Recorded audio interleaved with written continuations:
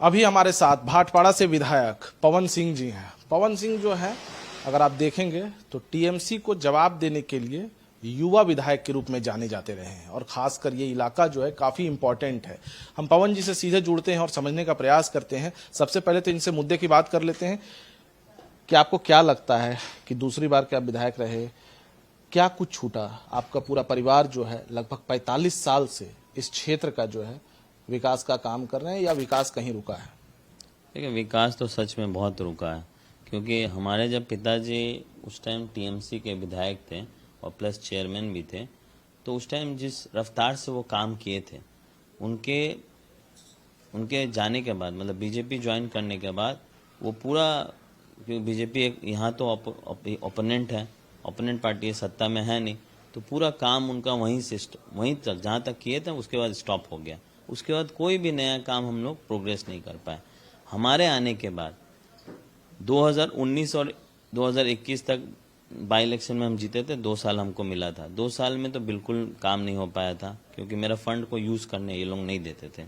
यहाँ की गवर्नमेंट की सबसे खराब आदत क्या है कि जो विपक्षी जो आपके ये होते हैं, विधायक होते हैं, उनका फंड को सही तरीके से यूज़ करने नहीं देते हैं। जैसे आप अगर कोई चीज़ के लिए फंड दे रहे हैं, कोई डेवलपमेंट के लिए, तो कम से कम देखिएगा कि 6 महीना या उससे भी ज़्यादा वो पोस्टपोन करते रहते हैं, वो तुरंत उसको लागू होने नहीं देते हैं, जिससे टाइम बहुत वेस्ट होता है और हम लोग पूरी तरह से अपने फंड को यूज़ नहीं कर पाते। आप विधायक निधि की बात कर रहे हैं, मैंने विधायक निधि को यूज करने में भी परेशानी होती है? बहुत परेशानियाँ, बहुत ही ज़्यादा।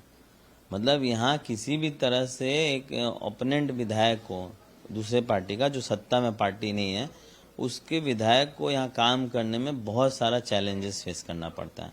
इवन अपना एमएलए लेड को भी यूज़ करने में उसको बहुत सारी प्रॉब्लम फेस करनी पड़ती है। इसके लिए तो दोषी मुख्य रूप से जिला प्रशासन होगा, चूंकि ये जिम्मेवारी तो जिला प्रशासन की होती है। जिला प्रशासन जो है वो आपको डायरेक्ट नहीं बोलेगा कुछ, वो बोलेगा हो जाएगा, आपका पेपर वर्क में गड़बड़ है, वो गड़बड़ है। ऐसे करते करते 6 महीना, 7 महीना, 8 महीना खींच लेता है वो। तो हर साल के लिए हम लोग को, मान लीजिए यहाँ विधायक को एमएलए लेड में यहाँ 60 लाख रुपया मिलता है। अभी कुछ टाइम पहले ममता बनर्जी ने उसको 10 लाख और बढ़ा के 70 लाख, एक साल में 70 लाख सिर्फ? बस 70 लाख मिलता है। और 70 लाख में आपको डेवलपमेंट अपना करना पड़ता है। अगर वो टाइम पे नहीं हुआ तो फिर पैसा वापस चला जाता है। तो 70 लाख में आप क्या कर सकते होंगे? कुछ जो झारखंड जैसे जगह पर 5 करोड़ है। हम जानते हैं झारखंड, बिहार, बाकी और अदर स्टेट में बहुत अच्छा है, लेकिन यहाँ वो चीज़ नहीं है। यहाँ इवन सीपीएम के टाइम से ही इससे भी ज़्यादा कम था। वो तो टीएमसी आने के बाद थोड़ा बहुत बढ़ी है, लेकिन तो भी बहुत कम है। ऐसा नहीं लगता है कि ये पार्षद वाली स्थिति हो जा रही है? उससे भी बुरी स्थिति है। पार्षद वाली भी तुलना आप नहीं कर सकते, उससे भी ज़्यादा खराब, क्योंकि एक विधायक का बहुत सारा काम होता है। एक विधायक को तो रोड बनाना और बाकी चीज़ों का उसके अंतर्गत में तो नहीं आता, वो तो म्यूनसिपल के अंडर में आता है। तो विधायक को बाकी चीज़ों में जो डेवलपमेंट करना होता है, जैसे स्कूल हो गया, मान लीजिए हॉस्पिटल हो गए, ये सब चीज़ों में आपका 60 लाख में क्या होगा?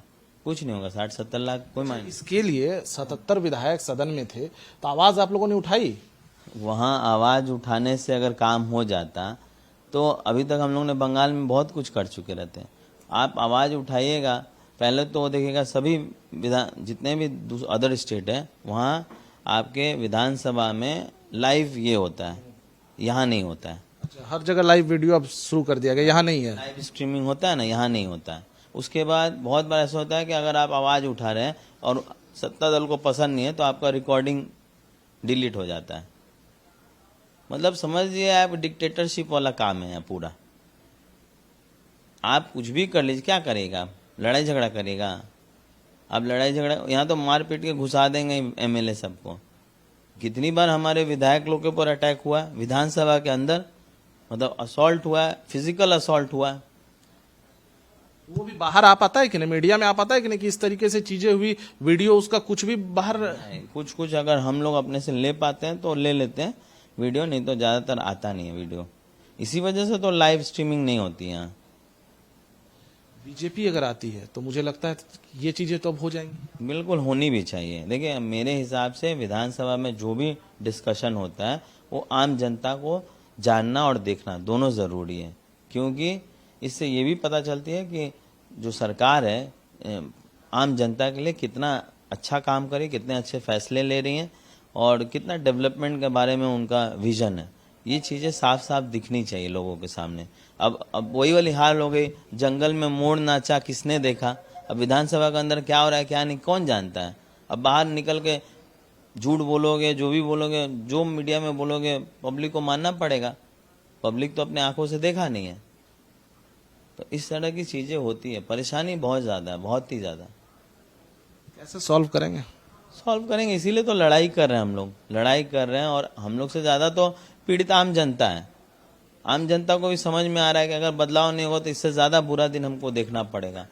तो हम लोग जितना सफ़र करें उससे ज़्यादा तो आम जनता देख रही है, और उसके बाद भी आम जनता नहीं समझती है, तो फिर आम जनता को बचाना बहुत मुश्किल है। इस बार सभी लोग आपके तमाम जो शीर्ष नेता है वो लोग भी यही कह रहे हैं कि इस बार नहीं तो फिर कभी नहीं। कभी नहीं, बात सही है, इस बार नहीं तो कभी नहीं। क्योंकि कारण भी यही है ना कि जब जब लोग जीत रहे हैं, इनका जो मनोबल है, इनका मनोबल बढ़ते जा रहा है। और इनको लग रहा है कि इतना दुर्नीति करने के बाद, इतना कुछ अत्याचार करने के बाद, उसके बाद भी हम लोग सरकार में आ रहे हैं, तो हम लोग और दुर्नीति और हम लोग लोगों के ऊपर शोषण करेंगे तो लोग उसको एक्सेप्ट कर लेंगे। मान लीजिए आप जब गलती करते हैं, उस पर आपको सज़ा मिलती है, तो आप नेक्स्ट टाइम से गलती करने के लिए सोचते हैं। लेकिन जब आप गलती करें और नेक्स्ट टाइम आपको रिवॉर्ड मिलते रहे हमेशा, तब तो आपका मन और बढ़ते जाएगा। तो इनको बार बार रिवॉर्ड मिल रहा है तो इनका मन बढ़ते जा रहा है, और इस बार जीतेंगे तो और मन बढ़ जाएगा। इस बार जीतेंगे तो राह चलते लोगों को भी उठा लेंगे। आप कमाते हैं, आपका 10,000 सैलरी है, तो बोलेंगे 5,000 हमारा अकाउंट में डाल दो, और आपको डालना पड़ेगा। अगर आप अकाउंट मतलब उनके अकाउंट में डाल दो, मतलब एक सौ एक्सटॉर्शन मनी दो हमको। महीना में अगर 10,000 कमा रहे हो तो 5,000 हमको दो। एक्सटॉर्शन मनी सीधे ममता बनर्जी के खाते में जाता है, किसके खाते में जाता है? देखिए, डायरेक्ट तो कोई लेगा नहीं, वो इनडायरेक्टली अपने गुंडा बदमाश के माध्यम से ही लेगा। गुंडा बदमाश को यहाँ मतलब रखने का कारण क्या है? यही गुंडा बदमाश को हमारे पिताजी ने, सब गुंडा बदमाश जितना भी हमारे विधानसभा में था, सबको जेल में ढुका दिए थे। और जब हमारे पिताजी जब टीएमसी में, बीजेपी में गए, जब सांसद हुए, तो उनसे लड़ने के लिए यही सब गुंडा बदमाश को बाहर छोड़ दिया गया, उनके अगेंस्ट में। अच्छा, आपके पिताजी जब टीएमसी में रहे तो उन्होंने मतलब गुंडा बदमाश को साइड करने की कोशिश किया, पूरा अंदर कर दिया था, जेल के अंदर। तो ममता बनर्जी कैसे जेल के अंदर डालने दी? जेल के उस टाइम हमारे पिताजी उनकी पार्टी करते थे, इसलिए उनको कोई प्रॉब्लम नहीं था। वो जो सिस्टम से चलाते थे उनको पसंद था। यहाँ तो हमारे पिताजी को कमज़ोर करना था ना। देखिए, हमारे पिताजी का एक जो जिस तरह का नाम है, जिस तरह का उनका पर्सनैलिटी है, तो बाकी जो विधायक हैं वो लोग सब जानते हैं कि भाई ये दबंग आदमी है, ये बहुत पावरफुल आदमी है, लड़ सकते हैं। अब ममता बनर्जी जब उनको दबाने की कोशिश की, तो उनको दबाने का मेन कारण यही था कि बाकी जो विधायक हैं उनको मैसेज देना कि जब इतना पावरफुल आदमी को हम इस तरह का हाल कर सकते हैं तो तुम लोग तो कुछ नहीं है। तो बहुत लोग डर के मारे भी टीएमसी छोड़ के आना भी चाहेंगे तो नहीं आएंगे। एक तरह से स्ट्रांग मैसेज देना था वो। तो पिताजी को ऊपर इतना टॉर्चर करना, इतना प्रेशर करना, हम लोग के ऊपर इतना प्रेशर करना, इसका कारण ये था। टॉर्चर में क्या कुछ रहा? एक तो हम लोग सबके ऊपर, हमारे फैमिली के ऊपर बहुत सारा केस हुआ, हमारे आम जो कार्यकर्ता उनके ऊपर केस हुआ, आम जनता के ऊपर केस हुआ। हमारे यहाँ 2019-20 में पुलिस प्रशासन ओपनली बाजार में फायरिंग की, जिसमें 6 लोगों को गोली लगा। 4 लोगों को हम लोग बचाने में सक्सेसफुल हुए हैं, जाके अपोलो में भर्ती कर दिए तो बच गए। और 2 लोगों को जिनको ऑन स्पॉट सर में चोट मतलब गोली लगी, वो मर गए वहाँ। इतना खौफ, फिर भी 9 बार से आप ही की फैमिली को जनता जिता रही है, एक भरोसा तो होगा ही। देखिए, एक चीज मैं देखा हूँ, किसी को दबा के डरा के आप जीत नहीं सकते हैं। आम जनता होती है, डरी रहती है, चुप हो जाती है, लेकिन आप वो जानती है कि सबको तो आप मार नहीं सकते हैं। और आम जनता का जो गुस्सा होता है ना, अंदर ही अंदर पनपते रहता है और सही समय पे वो निकलता है। इतना टॉर्चर होने के बाद में 2021 में, जबकि उस साइड से, टीएमसी साइड से एक कैंडिडेट थे स्वर्गीय जीतू साहू जी, उनको उठाया गया। इसलिए क्योंकि यहाँ साव वोटर बहुत ज़्यादा है, तो उनको लगा कि साव वोटर का फेस रहेगा तो टीएमसी जीत जाएगी। लेकिन साव वोटर जितने भी थे, साव भाई लोग, वो सभी मोदी जी के साइड थे, क्योंकि मोदी जी को पसंद करते हैं, मोदी जी को अपना सब कुछ मानते हैं। तो वहाँ कास्ट फैक्टर नहीं किया। उसके बाद भी उनके ऊपर टॉर्चर हुए, उसके बाद भी लोग अभी शांत हैं। आपको देखिएगा मीडिया के सामने कोई कुछ नहीं बोलेगा, लेकिन जो अब तो बोलने लगे हैं, अब तो देख रहे कुछ कुछ बोलो, हाँ कुछ लोग लोग बोलते हैं सब नहीं बोलेंगे, कुछ लोग बोलेंगे सब नहीं बोलेंगे। तो इस वजह से थोड़ी समस्या है। लेकिन मैं एक चीज मानता हूँ, मान लीजिए आपसे मेरी दुश्मनी है, तो मैं आपको दोस्त तभी बना सकूंगा या तो अपने व्यवहार से, या तो आपके साथ अच्छा रिलेशन बिल्डअप करूंगा। आपके साथ लड़ाई झगड़ा करके तो कभी रिलेशन अच्छा नहीं हो पाएगा। तो ये लोगों को, टीएमसी वालों को यही समझ में नहीं आता है कि लोगों को डरा के धमका के आप उनको अपना नहीं बना सकते। आप ऐसा काम करो कि लोग आपको मानने लगे अपना सब कुछ। अभिषेक कह रहे हैं कि 15 साल शासन के, अभी 5 साल और करेंगी, माने 20 साल तो तय है। अब वही तय कर देंगे तो बात अलग है फिर तो।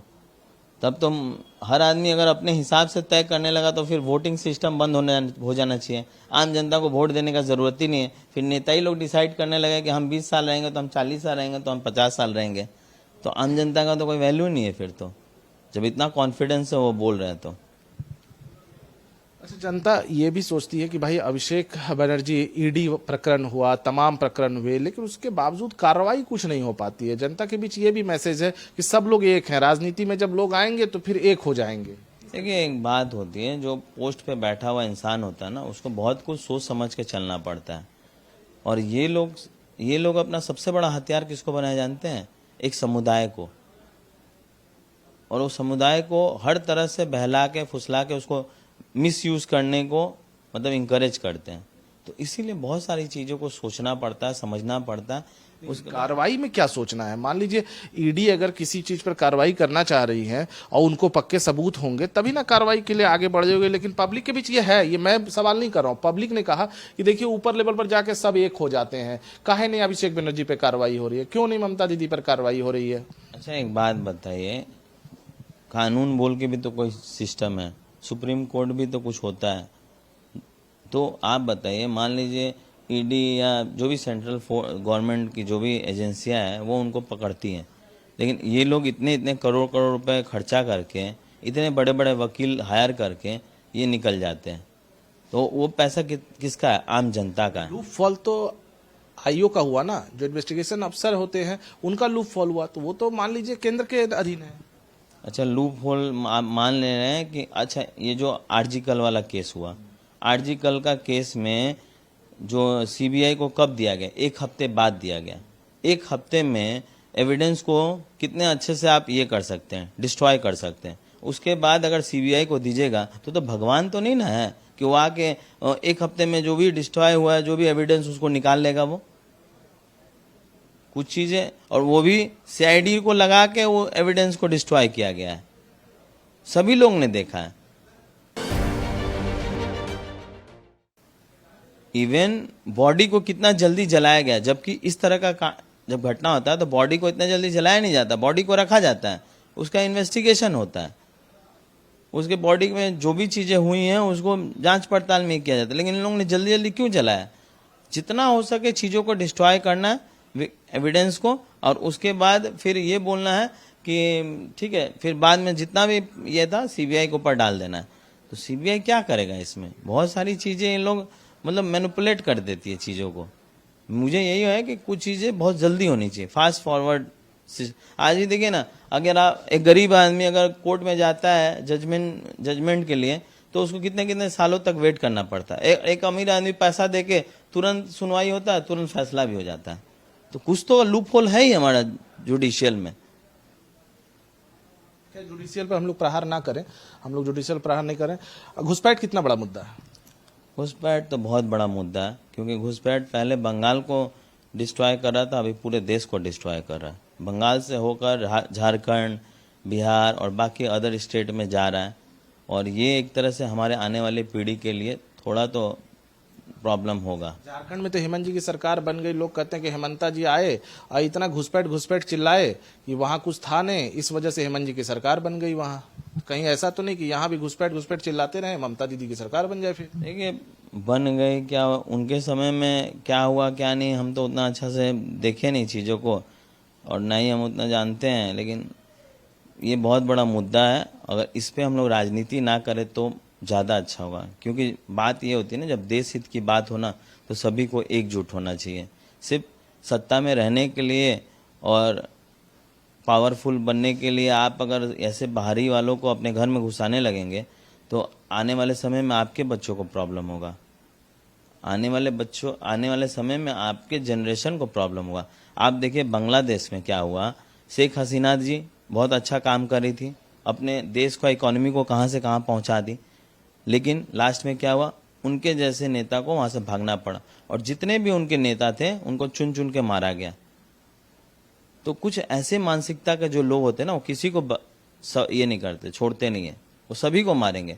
तो अगर हमारे नेतागण लोग अगर इस चीज़ को समझें कि भैया देश हित सबसे ज़्यादा ज़रूरी है, समाज सबसे ज़्यादा ज़रूरी है, उसके बाद ही कुछ है, हम उसी को पहले प्रायोरिटी दें, बाकी कुछ चीज़ों को प्रायोरिटी दें। सिर्फ अपना वोट बैंक बनाने के लिए बाहरी वालों को ला के अपने देश में घुसा दें तो कल जाके सफ़र तो हम ही करेंगे और हमारे आने वाले बच्चे करेंगे। शुभेंदु अधिकारी को किस रूप में ले रहे हैं? शुभेंदु दा हम लोग के सबसे स्ट्रांग लीडर है, लीडर ऑफ अपोजिशन है और हम लोग के सबसे बड़े समझिए गुरु भी हैं और हम लोग को हर तरह से गाइड भी करते हैं। राजनीतिक अनुभव बहुत ज़्यादा है उनको और एक सबसे अच्छी चीज़ है, वो कोई भी चीज़ ऐसे ही नहीं बोलते हैं, विद पूरे लॉजिक के साथ, विद प्रूफ के साथ वो अपनी बातों को रखते हैं। इसीलिए देखिएगा अच्छे से अच्छे लोग उनका काउंटर नहीं कर पाते हैं। इवन विधानसभा में भी हम लोग देखे हैं, वो विदाउट प्रूफ जल्दी बातें नहीं करते हैं। आपके पिताजी का ही एक बयान हम पढ़ रहे थे, जब वो बीजेपी में आए, फिर बीजेपी से टीएमसी में गए, तो उन्होंने कहा था कि शुभेंदु जी को काम करने का अवसर मिलेगा तब तो। बात तो नहीं, काम करने का अवसर का बात नहीं, देखिए काम करने को रियली मिला, लेकिन हमारी पार्टी एक सिस्टम से चलती है, हम सिस्टम से बाहर होकर काम नहीं कर सकते। हम चाहेंगे कि सब चीज़ एक दिन में ही हो जाए, तो मान लीजिए घर बनने में भी समय लगता है, आप कितने भी पावरफुल क्यों ना हो, कितना भी पैसा आपके पास क्यों ना हो, लेकिन आप जो चीज़ बनाने का कोशिश करेंगे, आप मान लीजिए ईंट लगा लगा के आप उसको खड़ा करते हैं एक बिल्डिंग को, तो ईंट को भी तो कुछ समय देना पड़ता है ना, बिल्डिंग को तो कुछ समय देना पड़ता है उसको रेडी होने के लिए। आप खाली लगाते रहिएगा, पैसा तो है, बहुत सारा मैन पावर लगा के एक दिन में खड़ा कर देगा, लेकिन वो मजबूत नहीं रहेगा। वो तो मजबूत होने के लिए थोड़ा समय देना पड़ता है।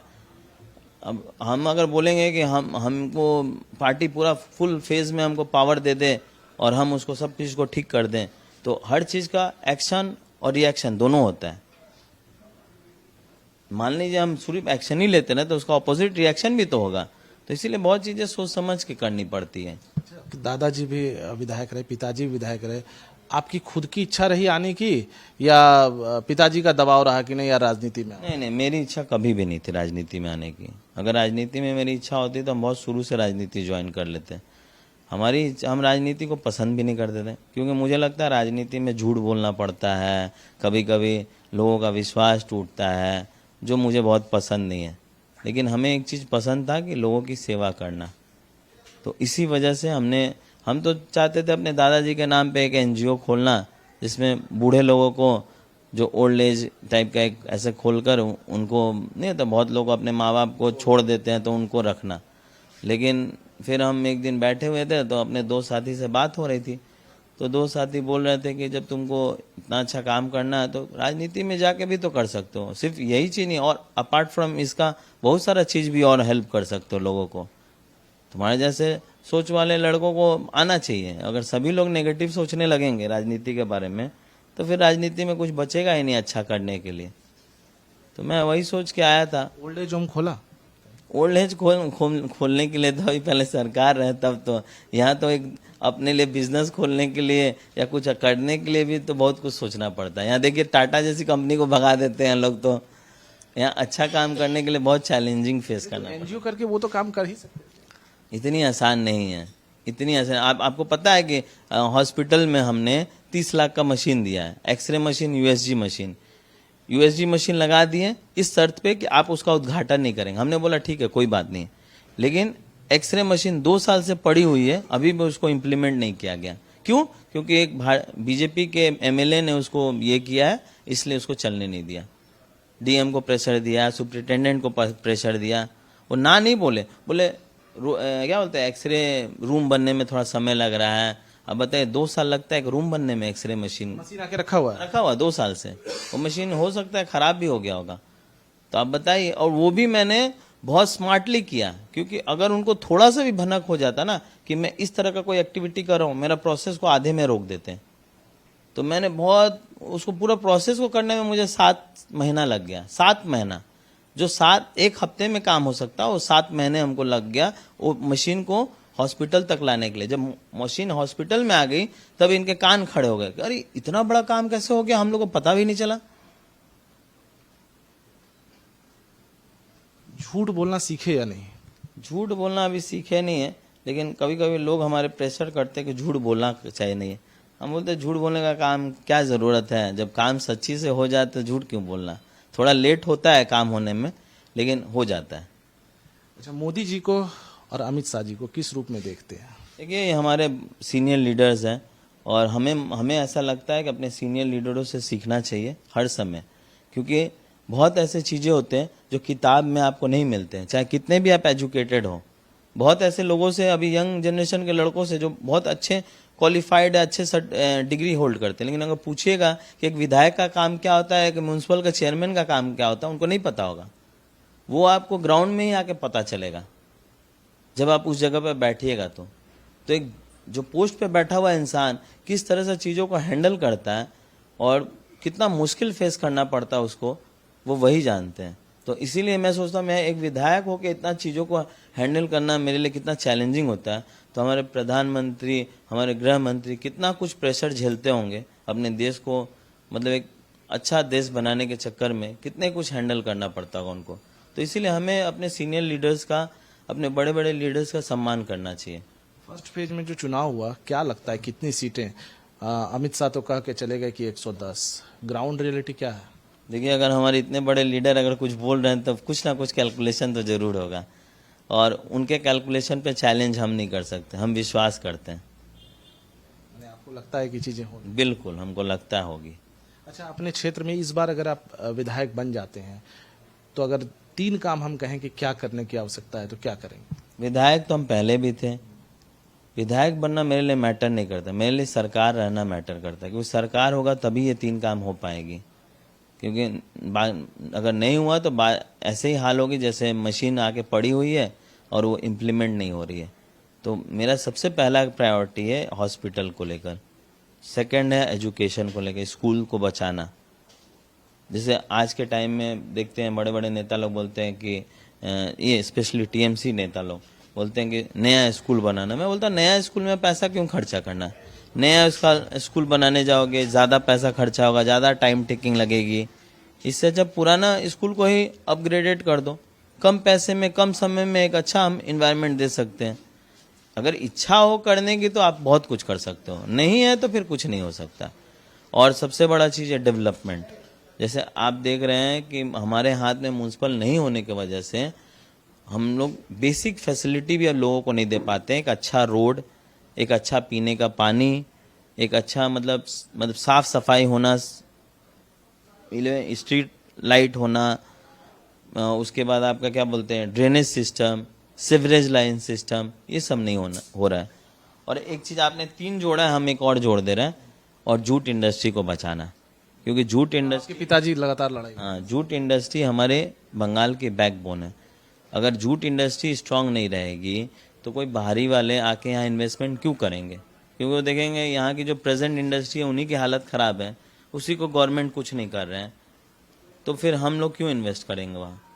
आपको उस तरह का माहौल रेडी करना पड़ेगा कि लोग खुद आएँ और इन्वेस्टमेंट करें। जिस तरह से लोग जाते हैं, देखिएगा गल्फ़ कंट्री में, दुबई जाते हैं लोग इन्वेस्टमेंट करने, और बहुत जगह पे जाते हैं इन्वेस्टमेंट करने। आपको उस माहौल देना पड़ेगा, सेफ्टी सिक्योरिटी देना पड़ेगा आम जनता को, स्पेशली महिलाओं को। वो रात में भी अगर घूम रही हो तो अपने आप को सुरक्षित महसूस करें, तभी जाके चीज़ें बदलेंगी। बीजेपी सरकार बना लेती है, मंत्रिमंडल में पवन जी शामिल होंगे कि अर्जुन जी शामिल होंगे? देखिए, हमको तो लगता है पहले तो मंत्रिमंडल के बारे में हम सोचते नहीं है। हम सिर्फ, हमारा विजन बहुत छोटा है। विजन इसलिए छोटा है कि आगे पहले एक प्लान को तो इम्प्लीमेंट कर लो। मैं अपने विधानसभा को लेकर अगर मैं जो मेरा फ्यूचर प्लान है उसको अगर मैं इम्प्लीमेंट कर दूंगा तो उस काम को देखकर आने वाले समय में लोग एक उदाहरण के तौर पे मुझे देखेंगे। सवाल यह है कि पिता या पुत्र, कई जगह पे ऐसे होते हैं राजनीति में, ठीक है, पिता या पुत्र, क्या लगता है कि आपको? मुझे लगता है मेरे को अभी बहुत समय है इस सब चीज़ों के लिए। पिताजी सीनियर है, अनुभवी है, और मिनिस्ट्री के लिए अनुभवी लोग का ज़रूरत ज़्यादा होता है। मुझे अभी सीखने का बहुत समय मिलेगा और हमें चाहिए भी समय। हमारे चैनल के माध्यम से जनता को क्या अपील करेंगे, अपने क्षेत्र की जनता? देखिए, हम आपके चैनल के माध्यम से अपनी जनता को यही बोलेंगे कि इतने दिन तक आपने हमारे ऊपर विश्वास किया, हमें मौका दिया, और हम उस मौके पे हमेशा कोशिश किए खड़े उतरने का। लेकिन बहुत सारी चैलेंजिंग आई, बहुत सारी प्रशासनिक चैलेंजिंग आई, उसके बाद भी हम टच से मस नहीं हुए। हम उसके बाद भी काम किए, और ऐसा काम किए जो रियली बहुत मुश्किल है, वो आप नहीं समझ पाएंगे जब तक आप इस जगह पे नहीं बैठेंगे। तो मैं यही बोलूँगा कि भारतीय जनता पार्टी को आप जैसे आगे से भी आप उनको सपोर्ट कर रहे हैं, उनके साथ हैं, और उनकी सरकार बनाने में आप मदद कर रहे हैं, इस बार भी कीजिए। इस बार बिल्कुल हमारी सरकार आ रही है, और हम लोग इस बार जो काम हम नहीं कर पाए सरकार नहीं रहने की वजह से, वो काम हम और 4 गुना स्पीड में करेंगे। पवन जी थे, किस तरीके से एक विधायक का दर्द होता है ये आपने जरूर सुना होगा कि एक विधायक होने के बावजूद यदि खुद को वो ये समझें कि हम पार्षद से भी नीचे की जिंदगी जी रहे हैं, तो एक बड़ा सवाल निश्चित रूप से सत्ता के गलियारों में गूंजती है। अब ये सवाल ये उठता है कि क्या इस बार बंगाल में परिवर्तन की लहर जो बातें हो रही है वो होगा या नहीं। कैमरा पर्सन कैश के साथ नितेश रंजन, नक्षत्र न्यूज।